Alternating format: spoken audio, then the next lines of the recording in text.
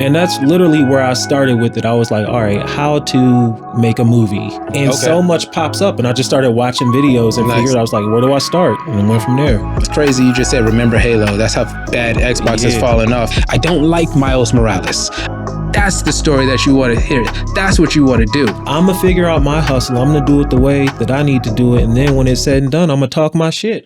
Welcome to another episode of Icon Presents. Today, I am joined by a super talented writer here to talk to us about his newest short film and his upcoming comic book. Ladies and gentlemen, Icon Presents RJ Barnes. When I was a kid, I was really into superheroes. It was a game at first, but then shit got real. I really got superpowers. Life was good until it wasn't. I got canceled. And now, sleep on an air mattress. It's an eviction notice. You have until the end of the day to pay or quit. This is messed up. You know I can't pay this right now. I know everyone hates you. X ain't one of us. Xavier Little is a murderer. You're an asshole. If you really tried to be a hero, I think you'd be good at it. I haven't used my powers in a really long time. I hear you're considering a run at being an actual people's champion. I can't have that. Do the right thing, I lose. I do the wrong thing, I lose. Imagine what I could do to that girlfriend of yours. You ain't the first one of us to get sick from drinking AT. Just make sure it don't happen again. Let's try this one last time.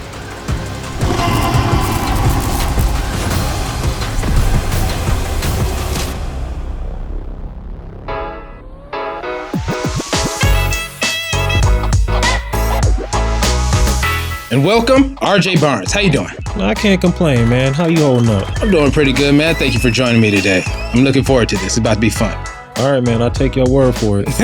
All right. I'm following your lead.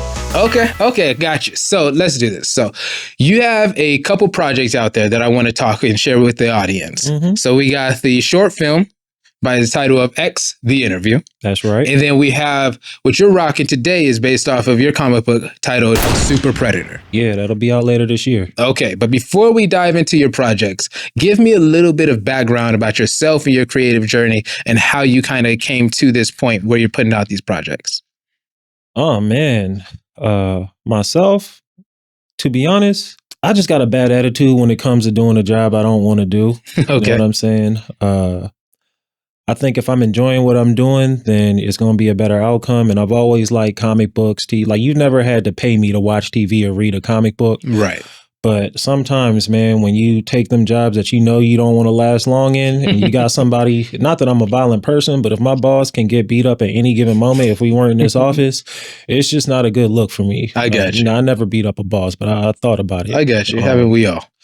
So, you know, I think just like, you know, the average person who has aspirations of telling stories, you know, you get out in Hollywood and you take a shot at it. Mm-hmm. But I think just spending so much time in it, you know, you start to learn what you really want to do, or hopefully, if you're lucky, you figure out where you want to go. So after a while of spending time hoping that I could pitch a project and get it picked up, or just having so many story ideas, I just got to the point to say, you know what, I'm just going to do what I can on my own. You know, It's been working so far. Now, did you ever do like, were you in school studying like, hey, I want to go to some creative school and I want to study filmmaking or story writing or anything like that? No, and that would make sense. But after I graduated high school, I will play basketball at the park, and then I will get on. Remember Halo? I will play Halo on Xbox Live. It's crazy you just said remember Halo. That's how bad Xbox has fallen off. That it's like, hey, remember Halo? Yeah, the 4 screens. Like, that's what I would do. Oh man, I loved it. And then I would go to the outlets to try to come up on shoes, and you know, maybe like I could go to the club if I had enough funds that weekend. But that's what I did when I should have been going to film school. You know, that was my option. Okay, so let's see. So you go from, you know, hanging out basically. And then getting into storytelling and writing. How did you get on to, let's talk about your project, X, The Interview. Yeah. How did you get into doing that one? To be honest, procrastination. Okay. You know, I think as you spend time in this town, you kind of turn into the crowd that you keep around you. And I think I was at a point where I was like, yeah, I want to do this. I want to do that. And then you got a lot of other people around you who keep like, saying, man, we wish you could, and we wish we could, and all that kind of stuff. And, you know, it just never gets better. It never happens if you stay there. But then once you see a project that inspires you, and there's just so much. Sometimes I'll see a movie, or I'll read a comic book, or I'll just see a well done story, and I'll be like, man, I really want to do one. And after a point, you just don't have an excuse anymore. So it's like, when it comes to like X the interview, I was like, I just have to make it happen. Like, I didn't go to film school. I don't know how to do it, but at the same time, I'm like, I don't really have an excuse because I got the internet. Yeah. And that's literally where I started with it. I was like, all right, how to make a movie? And so much pops up. And I just started watching videos and figured, I was like, where do I start? And went from there. Okay, got you. So give me a soft pitch, essentially. Tell me, what is X the interview? I mean, to sum up X the interview, essentially, you know, a canceled superhero gets an eviction notice from his ex-girlfriend that he needs to come up with the rent money by the end of the day. So he needs to make enough Postmates deliveries before he's homeless. Okay. Yeah. Alrighty. I was not expecting that. Not expecting that. That's an interesting one. So tell me, like, just based off of that. I don't want any spoilers. So if it'll be a spoiler or whatever like that, then don't answer that. Where do we get the canceled superhero? Why is he canceled? Something happened in his past where he fell off, or? Yes, exactly. But it's kind of one of those things. So a little bit of the backstory for X without giving away too much is he comes from, you know, a neighborhood that we've seen before, you know, black and brown, you know, not a lot of money, not like underserved or too hard, but you know, there's a certain amount of culture. There's things that people do, you know, there's what's expected. Right. And he's kind of nerdy, you know, in places like that, typically people can be validated for representing the culture well. Like if you can dance, sing, rap, you know, play sports well, people love it, as they should, because that's impressive, and it does, you know, embody and carry culture in its own way. But that just wasn't him, right? You know, so he was never cool, and he got picked on a lot, and he just had other interests because he didn't excel in those areas. So he stayed in that area until he became a superhero. So instead of becoming a superhero and doing what one would expect, right? Because I think in some cultures, if you can help out the culture and give back, you know, you should. And I think if you had a black superhero, a lot of problems, like they probably want him to go snatch Elon off that stage if we have a black superhero right now. Like he would definitely like get pressure to do things based off of what's expected. I got you. He didn't. He jumped on YouTube and started doing videos and blew up. He took every endorsement deal and just sold all the way out. And I won't give away what happens to spark his downfall, but hopefully that gives you enough of something that's talked about in culture to understand that he kind of has a chip on his shoulder or something he has to prove. I got you. That's interesting. So the yeah, that sounds like a very interesting premise of the story. Did you come up with that story by yourself, or did you have a team that you worked with that?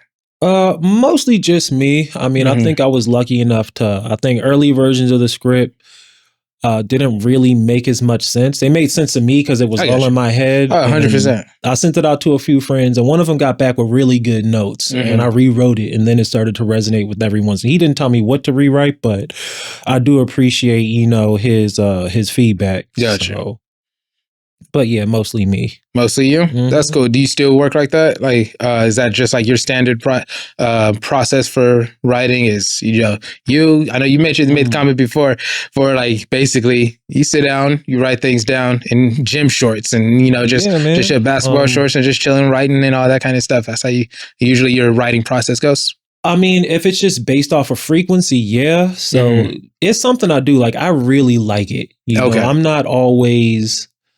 I think one thing about the business of writing and entertainment is you got to get paid at some point. Like you have to live as a human. So that's definitely a motivating factor. But there's some stories that I just like. They're fun to me and I just want to write them down. Because just like anything else, you have to keep doing it. You can't just stop altogether. Yeah.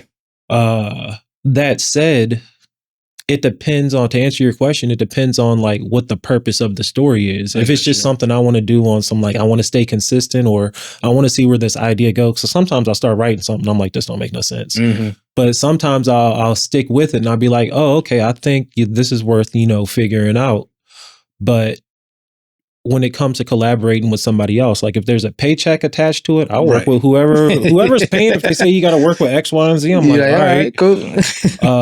But if it's just off of, I guess, from more of a passion standpoint, that depends, because it's hard to know if somebody, like,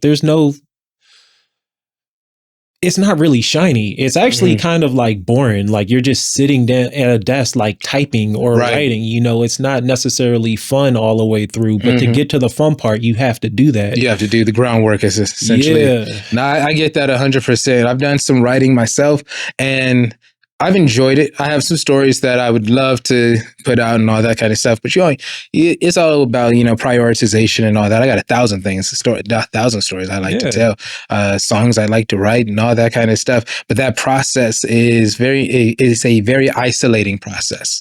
And, it takes time that you're going to have to, set aside to actually put in the work to do so. 100%. But once you do it and you're able to, and I honestly just love the creative mind. And how people can take the stories that inspire them, different experiences and everything like that, and find ways to intertwine that into these stories and make these experiences like come across in different ways, so that your reader and your or whoever's watching or reading your story, it's like they get a view inside to like you. And then it also can relate to them.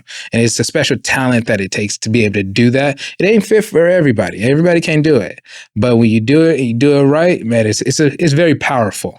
Of course, man. And I mean, I think just as a human, going back to the reasons why a story would be written, is if it's not for a paycheck, sometimes, like for me personally, it's like just to find people that, have the same ideas, or, what you care about, what you're thinking about. Like, I think with all the tools of social media and ways to distribute your content, it's cool to kind of know that there's other, it's kind of, what's that, like Spider-Verse? Are they more like me? Yeah. You know what I mean? Exactly. So it's like you tell a story and some people are like, hey, I really like what you did there. I think about that all the time. And it just feels good as a human. When you're writing a story like X the Interview, give me the creative process that you're going through, or did you pull from any experiences that you had that inspired you for that story?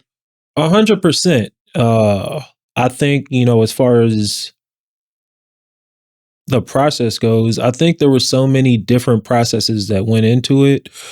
So I don't know why some people make a short film because they wanted to get picked up in longer form. Some people want to distribute it. Some people just like the art of doing it.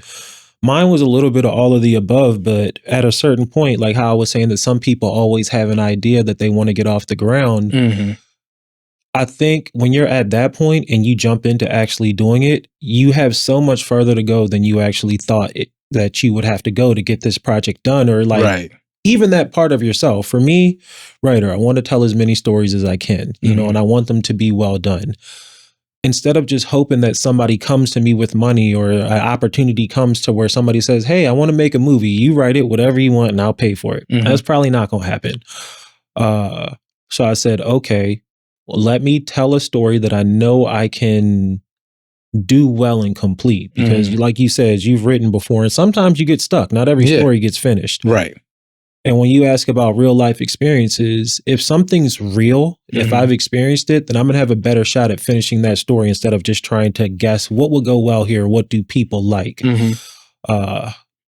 So mostly my process was, to sum it up, is like, just get it done. I got you. A lot of people won't finish, or they won't start, or they're too afraid for whatever reason. I'm like, you know what, going into this project, there's going to be a lot of obstacles and unknowns. Just get it done. I get it. I get it. You have to have that dedication to the project, to the art, to have that mentality to get it done. Otherwise, it'll be one of those things where you started it, never finished it. And of course, everybody has stories and experiences of different things like that popping up in life. But hey, it is what it is. But when you want to do it, you got to stick to it. Do you so who would you say, so you're doing your first project. Mhm. Are you looking out there at any other creators or any other writers or anything like that, looking at, okay, I'm trying to get it to maybe not this level. Maybe you're not looking at, hey, let me make sure I'm getting it to Jordan Peele's level, but are you looking at anybody in there inspiring you to kind of push through and you're like, you know what? That's kind of the goal that I want to get to. Mm. You know what? Maybe once upon a time I would say yes, but as I really jumped into or committed to doing my own stories, not so much. It's like, I guess there's certain, like you use Jordan Peele. I would like to have my own thing. Like, he's very niche. He has something, like when you hear that there's going to be a Jordan Peele movie, you have an expectation. You don't know what the story is going to be about. It could be about people living underground holding hands. It could be about aliens eating horses. You have no idea what the movie's going to be about. Are those premises for some of his movies? Yeah. See, Jordan Peele's one of those ones where I watched Get Out and I watched like a part of Us and I realized like his style for me is like, I respect it, but it's not necessarily my thing. It's like, I mean, that's going to happen. It's like, oh, okay, cool. I see what you're doing here. Another weird one for it. Yeah, but I love it. I mean, he's adding to the genre. Like I do. 100%. Like I still watch old movies, like Alfred Hitchcock movies. Okay. Like they're fun. They don't really make movies like that anymore. Yeah. You know, like a Jordan Peele, he's like, I'm going to do it my way. He's like, this is this thing I want to do. But to go back to your question, I think where it once was, I have people that, you know, have inspired me and it never stops. Like I don't have a top 5 list. If something's well done, I love it. But as an artist, I just kind of had to realize I got to figure out what I'm going to do well. Right. You know, instead of worrying about, is it going to be as good as that? Or is it going to have this style? It's like, just commit to doing it. Don't skip any steps. And no matter what, go into this knowing that once it's finished, you're going to be able to review it and critique it yourself and say, okay, now as a viewer of the final project, what would I want to do differently or better next time? I get you. Yeah. I get you. So when you're going through your, your first project that you're putting out there with X, because it's your first one, right? The interview, that's your first one. Knock it out. Yes. And like right now we're in a interesting spot in media and pop culture and all that when it comes to film, writing books, it doesn't matter. There's a lot of cultural changes and shifts that are going on right now.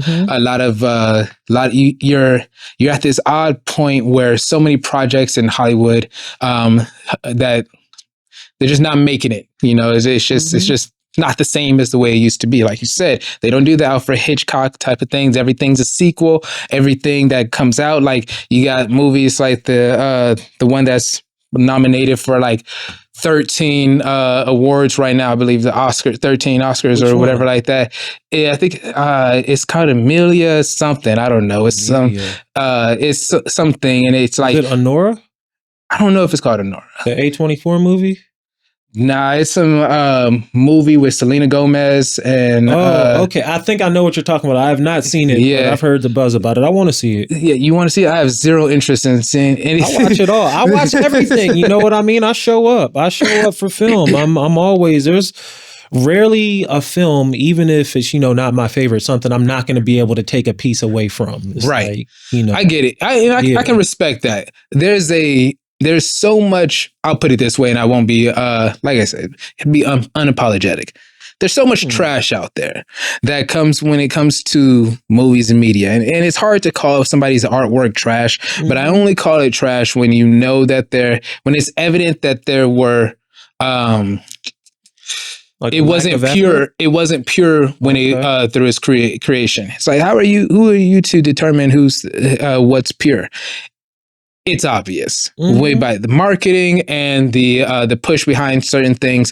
There's a lot of movies that end up becoming sequels and or they're just the sequels to these projects. It's like, hey, we're going to take this franchise that was like settled or whatever like that. We're going to come in and we're going to do a bastardized version of it. And so it's like, man, so then next thing you know, you get a bunch of people that are kind of like from viewers they're going to give their negative feedback and backlash and all that kind of stuff about it. And then you have this whole discourse about all that kind of stuff. So you run into this world when it comes to getting into film, getting into writing and all that kind of stuff, where it's like, okay, how do I create a pure story where I can put what I want out there and essentially remain true to myself and my vision that I have, but also, make it so that it's a enjoyable story and everything like that.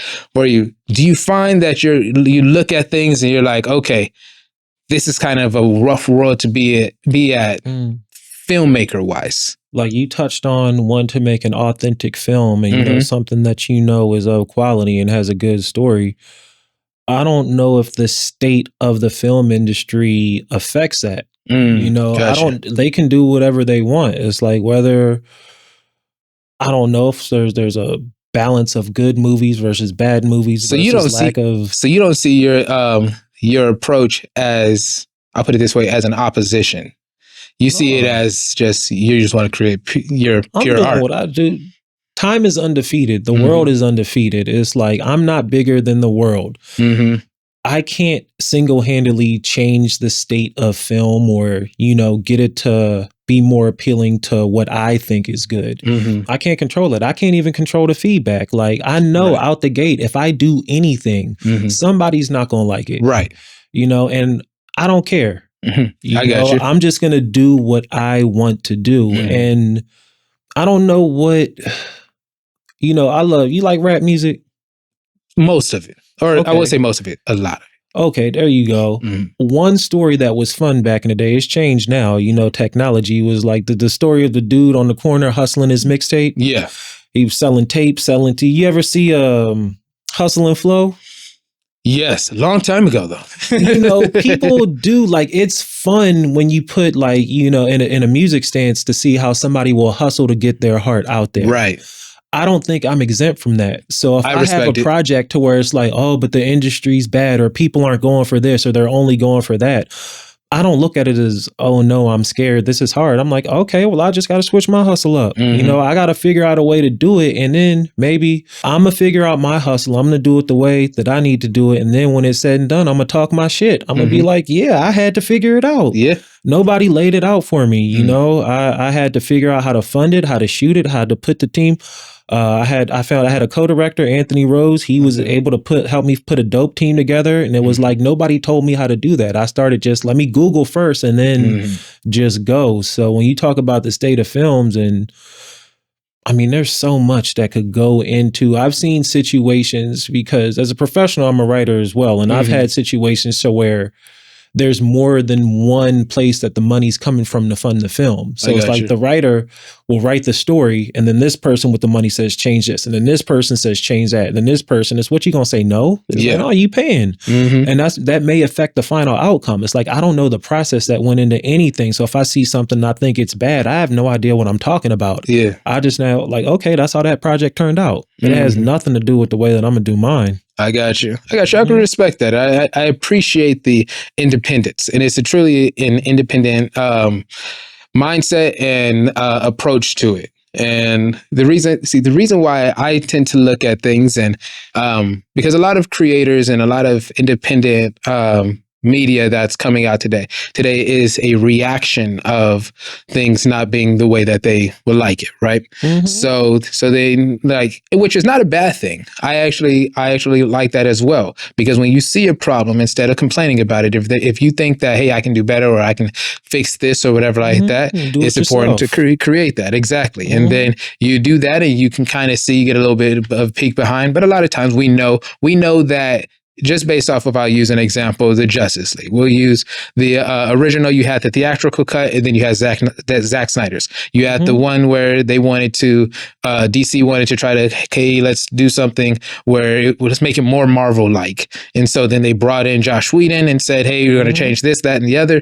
And the studio kind of made it, and the movie came out a mess. And then you had Zack Snyder's version of it, and a lot of people like it a lot best, but Zack Snyder needs somebody to come and trim up his stuff because my gosh, there's some weird like singing numbers in that movie or something. Yeah, but you know what? Maybe they do, maybe they don't. Because since I've been reading comic books since as long as I can remember, and like one thing that's big right now is the verse. The verse, like you got a Marvel verse, a Spider Verse, a DC universe. Back when I was a kid, that was a book. They had Crisis on Infinite Earths and they had Infinity War. And those books were big. Right. Like you really had to read. It was like... But they're full concise. When I say Zack Snyder needs to trim it down, did you watch the Snyder Cut? I liked it because it was like I was watching a graphic novel. Correct. But do you think the Norwegian singing that took 5 minutes or so out of the film when Aquaman was getting into the water was absolutely necessary for the story? I mean, nothing's absolutely necessary, but if that's what he wanted to do. But think about it this way. So you did that, and I can respect that.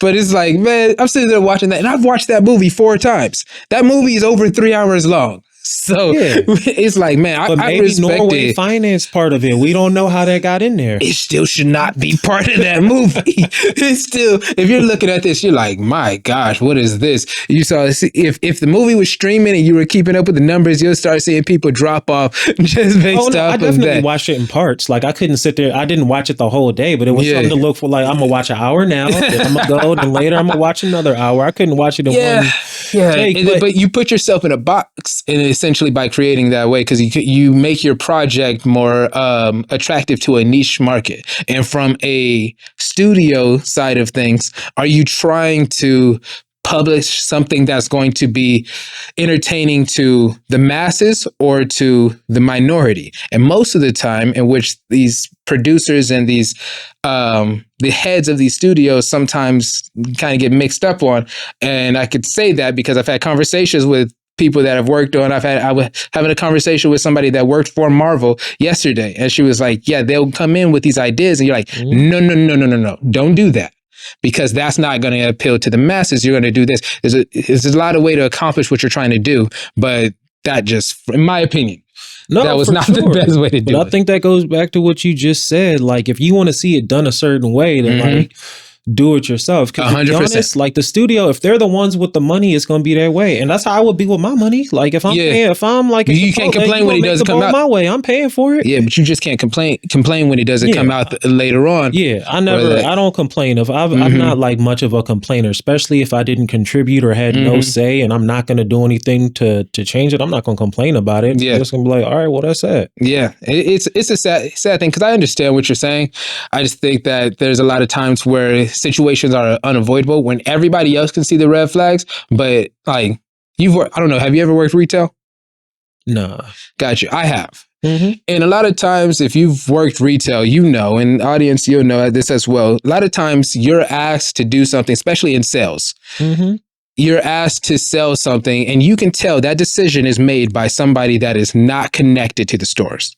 They don't interact with the customers on a regular basis or anything like that. So I got to have this conversation. So it's like, hey, we're going to raise this price on this product, and you're going to pitch this to the customer. And then the customer has to sit there and listen to you, and you have to sit there and try to figure out, and you know in the back of your mind, this doesn't make a bit of sense. Why in the world would you do that? But it's just based off of that relationship. And that's why I like the independent thing, because it keeps you closer to the audience. It keeps you can get that real-time feedback. We'll talk about your project Super Predator. But just like we're talking about people taking up I'll put it this way, the mantle, or taking up and deciding, hey, I'm going to do this myself. I'm going to put out my own project, right? I mean, a lot of what you just said, it sounds like for some people, that could be a catalyst. Like all the things you just had an issue with, somebody else might say, you know what, I'm tired of it being this way. I'm going to find another way to do it. So like the good films, I'm sure you've seen a film that you've liked. 100%. You know, like, I don't know what inspired the force behind that to be made. They may have had the same gripes as you and said, you know what, I'm going to go out here and figure out how to put it together the way I want to. And then it works. So I think you need both. I think you need a little bit of a tension or opposition to kind of push someone into making the things that you actually want to see. Exactly. So. Not 100%. That's why there's creators like I talked to you about Eric July and his comic book company called The Rippaverse. And I mention him often on the podcast, but that's because I'm thoroughly a fan of everything that he got going on. And matter of fact, I'm having a conversation and we're doing another guest for the podcast is going to be the art director, Kanan White, for The Rippaverse. That's dope. Just based off of the conversations and just the work that they're doing and creating a nice alternative. Where the issues that, like, for me personally, that I had with DC was everything. Like, I want to read a story about Batman or the Green Lantern or Superman. I want to read that story like, okay, this is Batman, and have it continue going on. Oftentimes you get these rehashed versions of these stories and all that kind of stuff. And it's like, oh man, it becomes exhausting. And I don't like that. So they use the crisis things as kind of resets for the stories for that. Yeah. And it's like, oh gosh, I'm not a huge fan of that. So one thing I do like about the Rippaverse is the fact that they don't do that. But then also the fact that it's, hey, we're just going to be the, what's the word I'm looking for? Essentially, we're going to be essentially honest with our product. And connect with our audience, but be that solution for the people to say, hey, if you wanted something that you can engage with the story and everything like that, that's what you want. So with the subject of comics, you have a project called Super Predator. I do. Give me the backstory on Super Predator. So the backstory on Super Predator. So essentially, apocalyptic type situation. There's a virus that breaks out in Los Angeles, and now you have zombies and mutants and all types of creatures running around. And those who had the means to were able to get out of the city before it's quarantined. Okay. The rest are the survivors. Kind of like a Fallout situation. Something like that. I got you. But it's more people of color. And, when it's in an imaginary version of Los Angeles. I don't know how much time you've spent in Los Angeles, but if you had The Walking Dead, how they have camps or gangs, it's going to look a little bit different if it happens in Los Angeles or anywhere near around it. So you have these characters fighting over resources. You know how it is, kill or be killed. But then you have a couple of loners. You have a kid who's more of a square, straight shooter, but he's bad with a samurai sword. I got you. He's very very critical of the way that gangs seem to revel in, gang culture in this world. I'm not talking about real life B's or C's or anything that. This is just all fun. And then you have the other guy who's more of the thug in the sense that he just doesn't care. He's a ex-special ops and he's been upgraded. He has some cybernetic upgrades because it's a comic book. Why not? The military kind of tuned him up a little bit, but then they were, he got court-martialed. He's back in LA and he thrives in this state of the city. It's chaos and he's kind of this super thug, if you will. And he's also just making his way through the city, killing, stealing, doing whatever he needs to get whatever he wants. Nobody in the city knows that the government has plans to take the city back. You know what I'm saying? And those plans may or may not include wiping out anybody who's left in there. So while they're all at ends with each other, without giving away too much, they ultimately have to find a way to figure out what it is they want and how to work together to achieve it. Okay. Yeah. Interesting. So you got two sides of it, where you got the thug, and then you got the more upstanding, but like you said, I was bad with a samurai sword. Oh yeah. And you saying they have to essentially come together to protect the people that are out there against the government taking over. Well, they have to decide if they want to. There's a third character. There's a girl who grew up in the city, and she was very family oriented. She didn't need much. She just loved the backyard barbecues, the family get-togethers and whatnot. And she wound up surviving after the outbreak. And her family was an OG, so he kind of comes across the samurai and the gunman, and he gives them a task. It's like, yo, I'll pay you to get my family out of here. Gotcha. But she doesn't really want to leave. She's like, no, I can get it back. I can get this family feeling back. I don't just want it to go away. So then, the two have to decide, well, should we just, get her out the city so we could, get this bag? Or do we try to understand where she's coming from, where she's talking about, no, the people here have value. Even though we're all at ends with each other, it's like she still wants to be here for these people that she's grown up with and loves. So I got you. And that's just kind of a straightforward version. It's kind of anime, comic book, samurai side. It's fun. Right. You know what I mean? I just don't want to give away too much. I got you 100%. Don't spoil it. Yeah. But it sounds like you have an interesting premise for that. Did you, was that another one of those stories where you're just like, you know what? After I finish the interview, I'm going right into this. Or how did that process for you when it came to comic book writing go into? Well, I mean, there's countless stories that I have in my head, but the thing about making a short film is you have to pay for a short film. Right. And they're very expensive. Yes. You also have to pay for a comic book, which can be very expensive, but you can accomplish so much more in terms of quality. That is For correct. example, for the short film, I couldn't have all of the toys that I wanted, all the camera moves. I didn't have all the time, all the locations, all the setups. If you want to create a world in a comic book, just draw. Just tell her, well, actually, I didn't even have to draw it. I just wrote it down and, I got the artist, hey, make this. And, it looks incredible. Anthony Piper, he's been in the game for a minute. Very talented artist. His work is incredible. Gotcha. I love it. Every time he sends me an update, he acts like it's nothing, but it goes so hard. I got you. I'm just excited. I just be at home staring at it in basketball shorts and a t-shirt. How does that feel to see something that you're envisioning? Because do you do any artwork yourself? Not really. Okay. No, I mean, sometimes I have to do rough sketches to tell certain artists what I want, and I'm so embarrassed every single time. So then is Anthony handling the artwork as well as the character design and all of that as well? Or how does that whole process work for you?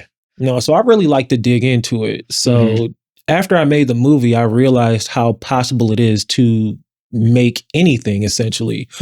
So I Googled character design artists. Okay. And then, I had a bunch of references, everything that I liked from all the comic books, all my favorite characters coming up.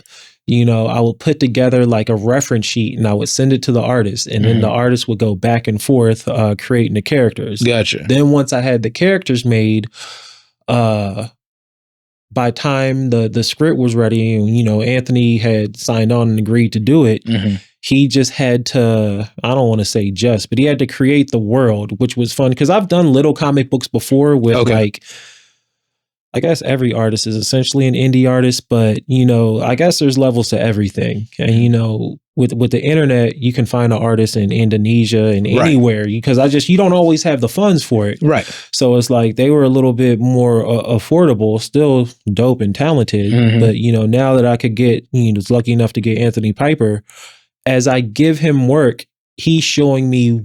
He's able to come back to me and tell me what he needs to build the world. Okay. And it's cool because it's like I'll write something down and then he just amplifies it. Gotcha. Like it's insane what he does. Like everybody sees it and they're like, is this a TV show? Is this already an animated? Like, he goes that hard. He is an animator too. Okay. And it's like, it's funny because it's kind of like a catch-22. It's like, he's hyper attentive to everything. That's what's up. He's like, well, this is too hard, or this part of the script, or this and that. And I'm just thinking before I get the first pages back, I'm like, damn, does he hate his job? Or I don't get it. Like, what's going on? He's like, nah, he just has a passion. And then he points to everything. And I'm like, okay, yeah, well, just do the best you can, or this part's not necessary, yada, yada.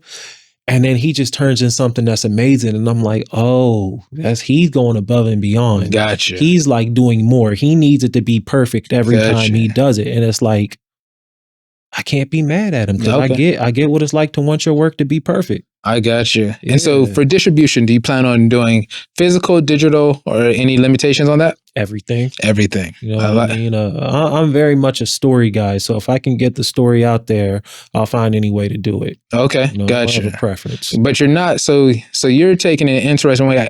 way about it. And I mentioned this to you off camera. I've had a few different comic book artists on the show, and they've all taken different approaches when it comes to publishing their work. I had some that are kind of like physical copies only. Then I had some that are kind of like, hey, we're going to use the crowdfunding method or anything like that. Matter of fact, I've even had conversations with music artists about the crowdfunding method for it. Do you plan on doing anything like that, like crowdfunding, any way of getting audience to support once they start hearing about your product or whatever like that, and they want to make sure like, oh, cool, we want to get behind it. How do we get that early support for it? Not at the moment. I mean, right now, it's coming out of pocket. I'm paying for it. I got you. I don't know. Every situation's different. Like, you asked me also off camera, or maybe it was on camera. We've been talking for a minute about the collaboration process, working with other artists and writers. Yeah. And if it's a situation to where somebody comes to me and they say, hey, I want to make this story. Do you like it? And I'm like, yeah, look, either I rock with the story or I rock with the person. And they're like, we need money for it. I'm like, I'm not going to pay for that out of pocket. Then if we got to do crowdfunding, I'll go ahead and do that. But if it's a story that I have control over and I can control its destiny as far as whether or not it gets made, then if I'm with it, I don't mind paying for it. I got you. So both of your projects have had to do with superheroes. Yeah. So obviously you're a fan of superheroes. Do you have your favorite? I don't know if I have a favorite. I'm very much into the anti-hero. I do like Batman though, because they don't always get into it on TV or in the movies, but I like detective stories. And in the that's comic same books, here, man. He's one hell of a detective in the books. Dude, if they could take, did you watch The Penguin? Yeah. Okay. You watched The Penguin. Imagine if they decided, hey, instead of doing a movie, if they said, all right, let's take an 8-episode, hour and a half, what is it called? Premium TV series or whatever like that. And we do Batman and give him the time to do the full detective work and all that kind of stuff. Dude, I would absolutely love that. I would love it. But of course, we're going to see if we ever get, I don't even know what DC's doing right now. We got Robert Pattinson's Batman still out there. And then we have James Gunn's Batman about to come into the mix as well. And somehow we're going to try to mix them both. And I don't even get it. Yeah, man. I mean, I hope that all comes, I hope it's all good, but we still got comic books. Like 100%. I know you said you weren't a fan of the different storylines with some characters, but sometimes like some of those like you weren't getting down with Dark Knight? No, so let me clarify this. I am a fan of, like, The Dark Knight was great. Talking about comic books. Yeah. The Dark Knight, the comic books and all that stuff was great. Only thing I don't like is having to reset the character. Yeah. And I don't like storylines that don't end up mattering. I don't like characters that can die and then they just brought back to life. I don't like that part. I don't like the fact when they remove consequences. I hate multiverses. I hate the fact that they have that they're like, hey, we're gonna have a Spider-Man of this, that color, race, gender, whatever like that, and we're just gonna try to get them all in here or whatever like that. I don't like Miles Morales. He should be a character of his own. I hate the fact that they're trying to take Falcon and make him Captain America. That is that movie is, I am expecting it to flounder on February 14th. Did you watch the series Falcon and Winter Soldier? That was trash. Okay. I'm gonna tell you, most things that Disney has put out or Marvel has put out post Endgame, yeah, they had a few things like the Spider-Man.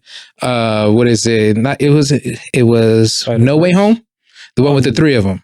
Yeah, that was cool. Or wait, hold up. I think it was cool. Did you get down with it? No, I thought it was cool. Okay. I thought it was cool. And I think, what's the dude that plays Green Goblin? Willem Dafoe? Willem Dafoe. He is absolutely great. He's might be the best, one of the best superhero villains that we've ever seen on the silver screen. And it was like, it's correct. But his Green Goblin, like, that scene in Spider-Man 1 when he's on top of the building and he's talking to Spider-Man and he's sitting there and he was like, I tried to make you a hero and all this kind of stuff. And he did, man, that is iconic, that monologue. Yeah. But I see what you're saying. And I'm not like, whatever works for each person is what it is. It's like I don't always like a reset. It just depends. One, I like a really well done product. Yeah. Like if the story's great, you know, I don't want to see Spider-Man save cats from trees. So True. if they never rebranded him from the 50s or whenever he was created, 100%. I don't like Spider-Man. Yeah. But if they keep redoing it to where it fits, you know, modern time, then I'm like, yeah, I like it. Like that Tobey Maguire Spider-Man was amazing, but now it's like people kind of like realism a little bit more. They want it to feel different. Out of the 3 Spider-Men, who is your favorite? You mean in No Way Home or the 3 Spider-Men with the different franchises? That's a great question. Or that's a great way to put that. But I'm talking about the 3 franchises. The 3 franchises. Oh, well, no. See, if you're going by franchises, then you have to look at everything as a whole. I'm more so talking about each character's depiction of Spider-Man. Okay. Like Tobey Maguire, Andrew Garfield, and Tom Holland. Which one are you putting at top? All right, so I'm gonna tie it between Holland and Maguire because I think for their versions of it, like the first Spider-Man, the Maguire Spider-Man movie was beautiful. You know, the way that it was shot, the way that the story was told, the way that it looked, it was like a classic film. It was very well polished, and that's what you wanted for that time. What was that, like 2000? Early 2000s. 25 years ago, that's what we wanted to see in a superhero movie. But time is undefeated. Technology is a big part of Spider-Man because he is a kid. He's a teenager in high school. So that means style changes. And then from storytelling, like we always want to get bigger. They even talked about in the movie, Tobey Maguire Spider-Man wasn't going to space. Exactly. You know, he was a neighborhood Spider-Man. Your family neighborhood Spider-Man. But in the Infinity Wars, they go beyond space. They go outside of time and reality. Like it gets deep. And Tom Holland, that was the next step. That's what Tom Holland Spider-Man did. So I am going to. This is fun. Mine goes Tobey Maguire, Andrew Garfield, Tom Holland. Okay. I'm actually not a big fan of Tom Holland Spider-Man. The reason why is because he lacks too much Spider-Man to me. And when I say that, I mean, he is very much, and I'm not the only one that's made this complaint, he's very much Iron Boy and Iron Man dependent so much in that story. Going back to what I was saying about, multiverses are starting over and all that stuff for it. The fact that we're still dealing with Spider-Man that can never really get past college. Spider-Man, like, you got Ultimate Spider-Man and all that kind of stuff. You get these stories where he has kids and all that kind of stuff. You get these stories where you're starting to see him really no longer be new into this world, but he's established in that. And we never get the point where they're established because we keep resetting for that. Sony, I'm glad to hear that they're dropping their entire non-Spider-Man Spider-Verse, aside from the Spider-Verse movies, but you have the Venom, Craven, and Madam Web and all these things, and Morbius, all these things that happen outside of Spider-Man and Spider-Verse, because it's like, what in the world? What are we doing?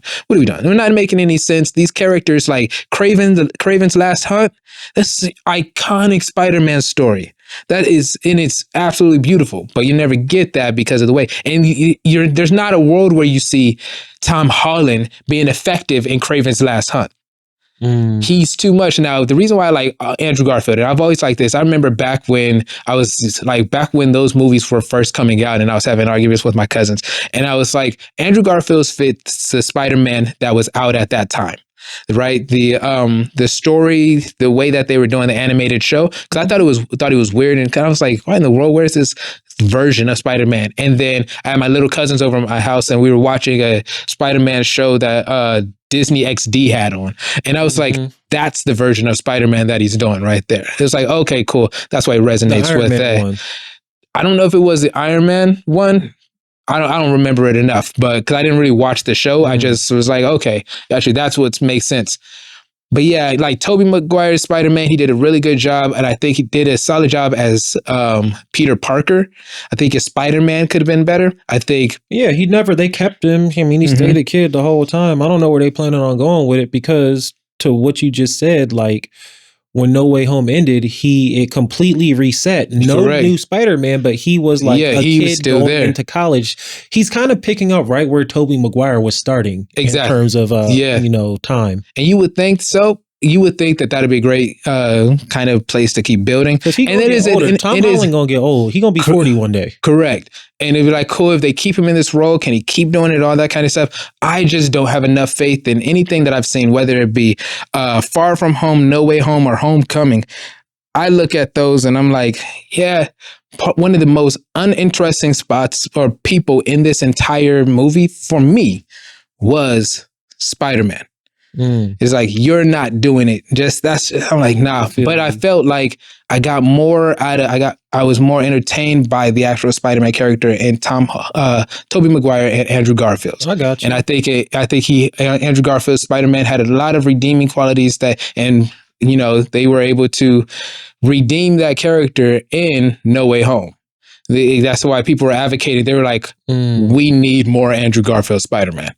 They're like, yes. Okay. People came back and they were like, okay, this is what we were missing. Okay. And he had enough heart and everything to display these things. And I think that was actually great because I think Tobey Maguire is too old, but I think Andrew Garfield's at the perfect age and everything. You don't think they could do like an old man Toby? Like, you know how they did Logan? They can, but I don't want them to go to the end. I want them to be somewhere in the middle. Okay. And so that's why I say go Andrew Garfield. Fun. Like, that's a true comic book fan because comic books, any and everything is possible. Like you probably have that story in several renditions of it through the comic book, but movies, like to what we were saying, funding them and actually getting them done is a process. You're never going to have more movies than comic books ever. I love your reaction when I said I'm not a big fan of Miles Morales. The look on your face when I said that was hilarious.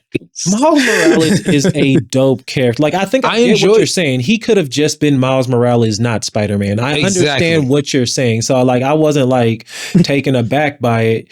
You just don't hear that often. Like, how many people you hear say they don't like Miles Morales? I don't. Yeah, you just don't like the fact that they didn't give him his own. That's the thing, trope man. Instead of like, I get that. I understand what you're saying, but I mean, I think what they did an amazing job. They're like, trying he works to. Well, they keep trying to, and then they had Insomniac put out that game, and and all that, and I remember checking out the game, and it's like, a while. See, like, 100%. I'm just saying about him forever. I'm saying I wasn't surprised in the current version of that, and like just going off of like where we've seen him recently.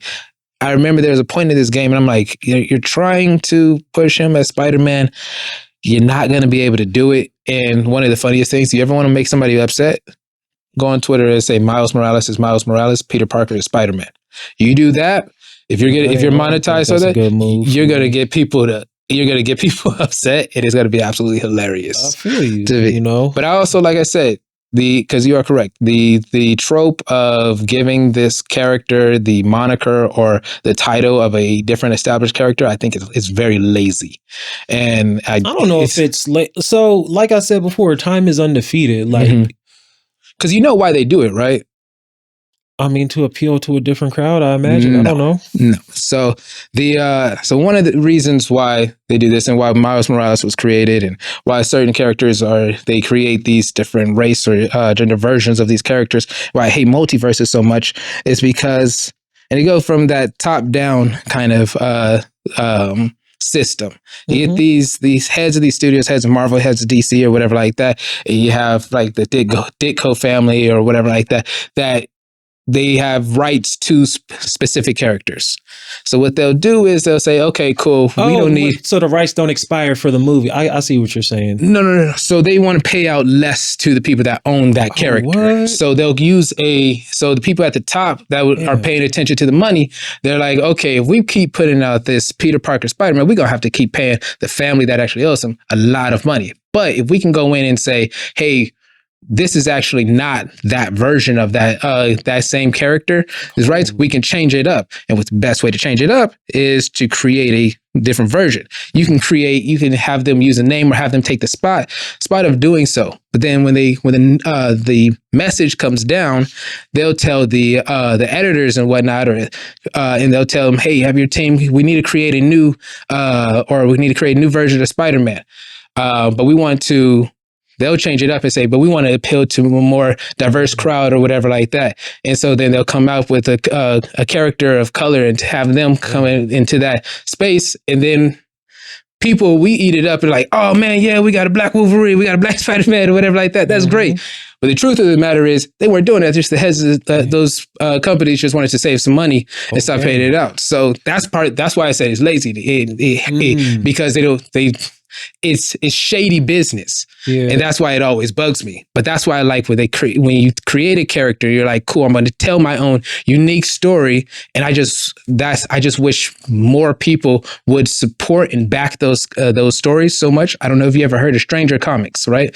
Stranger Comics, I absolutely love those stories, man. The Niobe series and all that. I'm like, man, forget all this race changing and all that kind of stuff that they're doing on the screen. Take a Stranger Comics Niobe story. It's so fantastical and there's so many elements to it. You make that into a movie. I was talking to Sebastian about this. I was like, that's the story that you want to hear. That's what you want to do. Does he want to do it? You think he's going to figure it out? He said in the future. Okay. I think they just hit 15 years of doing those stories. And so then I'm like, yeah. So when I talked to him, we were at LA Comic-Con, he said, yeah, that's an idea for them. Obviously that takes money and all that kind of stuff, but they're partnered up with Legion M, so they'll be able to, help hopefully bring some insight to that. So maybe somebody can't come in, or if they get enough independent funding, maybe that's the catalyst. If he, how you said that you're not a fan of them, just changing the race or revamping a character that's already popular. Maybe that might be the catalyst for the Stranger Comics to say, all right, we're going to do our own, and they might be able to. They got my support already. Yeah. I hope they And I know a ton of people that are just like, all right, cool. Because Kanye White works with them too. And so I was talking to him a couple of days back about the same thing. And I was like, yo, man, if they do that, I am in full support. At the end of the day, I'm a fan of fanboy culture. Everybody has something that they like, that they don't like. And in this day and age where we can communicate with each other instantaneously all over the world, right? Except North Korea and parts of, Russia, but we don't get into that. I got you. We're able to find people who our ideas resonate with, and we can work together and we can start to push them. It's like, I definitely see the obstacles that people face, the same old problems that have plagued certain industries for decades, probably centuries at this point, if you're talking about film. But that doesn't mean that we can't get together and be creative and figure out how to do it on our own. Exactly. That's why you said you appreciate the independent route, and that's why I don't mind taking the independent route and paying for it my own way. I think off camera, you asked me, I said that my style is a little unorthodox. Yeah. A lot of what fuels it is, a lot of characters come from a place within me.